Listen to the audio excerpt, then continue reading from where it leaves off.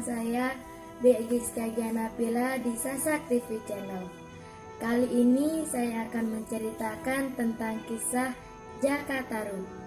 Tapi sebelum itu jangan lupa like, comment, share, and subscribe karena subscribe itu gratis.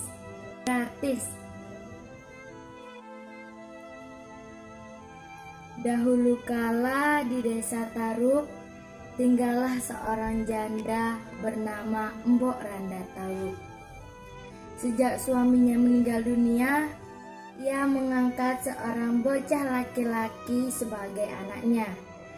Setelah dewasa, anak itu dipanggil namanya Jaka Tarub. Jaka Tarub anak yang baik.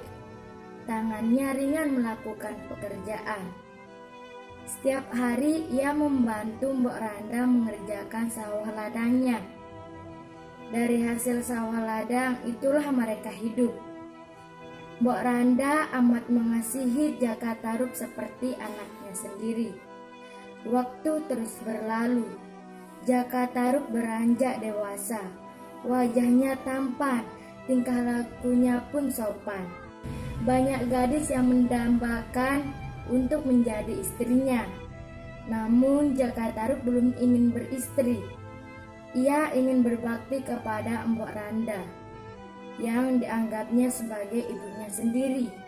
Ia bekerja semakin tekun sehingga hasil sawah ladangnya melimpah.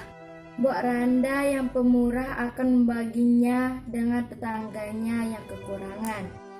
Jaka Tarub anakku, Mbok lihat kamu sudah dewasa, sudah pantas meminang gadis. Lekaslah menikah. Si Mbok ingin menimang cucu, kata Mbok Randa suatu hari. Tarub belum ingin menikah, Mbok, jawab Jaka Tarub.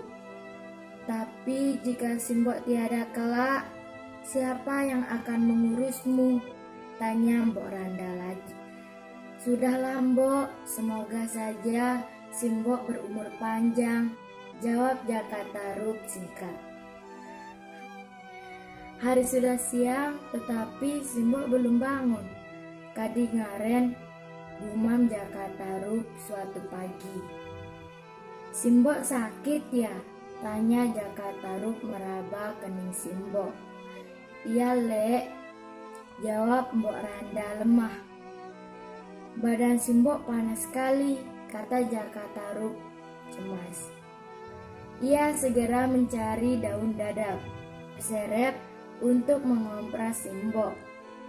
Namun rupanya umur Mbok Randa hanya sampai hari itu. Menjelang siang, Mbok Randa menghembuskan napas terakhirnya. Sejak kematian Mbok Randa, Jaka Tarub sering melamun. Kini sawah ladangnya terbengkalai. Sia-sia aku bekerja. Untuk siapa hasilnya? Demikian gumam Jaka Tarub. Suatu malam, Jaka Tarub bermimpi memakan daging rusa. Saat terbangun dari mimpinya, Jaka Tarub menjadi ingin memakan rusa. Jaka Tarub pergi ke hutan sambil membawa sumpitnya. Ia ingin menyumpit rusa. Hingga siang ia berjalan, namun tak seekor rusa pun dijumpainya. Jangankan rusa, kancil pun tak ada. Padahal Jaka Tarub sudah masuk ke hutan yang jarang diambah manusia. Ia kemudian duduk di bawah pohon dekat telaga melepas lelah. Angin sepoi-sepoi membuatnya tertidur. Tiba-tiba sayup-sayup terdengar derai tawa perempuan yang bersukaria. Jaka Tarub tergagap. Suara orangkah itu? Gumamnya. Pandangannya ditujukan ke telaga. Di telaga tampak 7 perempuan cantik tengah bermain air, bercanda, bersukaria.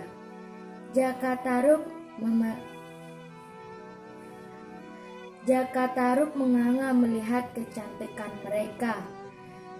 Tak jauh dari telaga tergeletak selendang mereka. Tanpa pikir panjang diambilnya salah satu selendang. Kemudian dia sembunyikannya. Nimas, ayo cepat naik ke darat. Hari sudah sore. Kita harus segera kembali ke Kahyangan, kata bidadari tertua.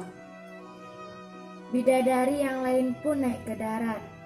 Mereka kembali mengenakan selendangnya masing-masing.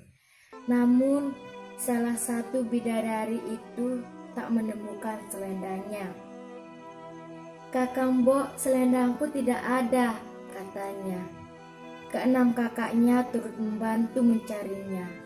Namun, hingga senja tak ditemukannya juga. "Nimas Nawangwulan, kami tak bisa menunggumu lama-lama. Mungkin sudah nasibmu tinggal di Mayapada," kata bidadari tertua. "Kami kembali ke Kahyangan," kampanye. Nawangwulan menangis sendirian meratapi nasibnya. Saat itulah Jaka Tarub menolongnya. Dia ajaknya Nawangwulan pulang ke rumah. Kini hidup Jaka Tarub semakin cerah. Beberapa bulan kemudian, keduanya hidup berbahagia.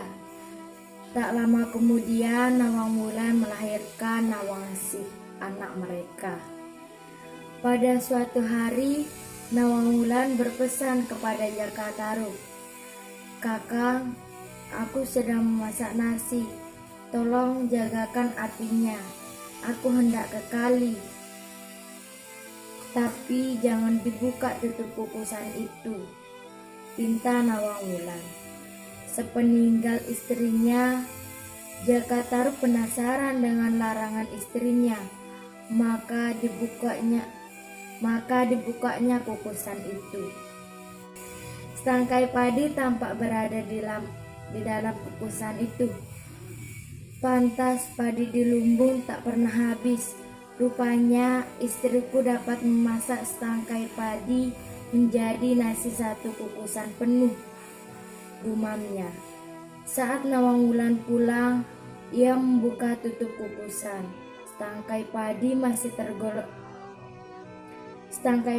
masih tergolek di dalamnya. Tahulah ia bahwa suaminya telah membuka kukusan hingga hilanglah kekuasaannya. Sejak saat itu, Nawangwulan harus menumbuk dan menapi beras untuk dimasak, seperti wanita umumnya, karena tumpukan padinya terus berkurang. Suatu waktu, Nawangwulan menemukan selendang bidadarinya terselip di antara tumpukan padi. Tahulah ia bahwa suaminya lah yang menyembunyikan selendangnya itu.